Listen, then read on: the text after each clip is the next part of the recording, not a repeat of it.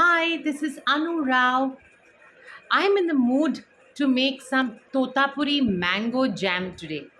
My aunt, Uma, she was the one who first made this, and every time I even think about this, I think of her. Here it is. I hope you enjoy it. Do make it and share it with the little children in your family and the young at heart, like me. Place a pan to heat. I'm adding one measure of sugar, half a measure of water. Let the sugar melt into the water, form a syrup or one string consistency. Bubbling, the one string consistency is very close. The one string consistency, I'm now adding two measures of grated totapuri mango. That's the second one.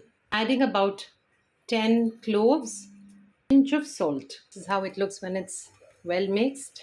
Now it shall reduce over the next 10 minutes to a jam consistency. The jam's turned a beautiful golden yellow and it's done.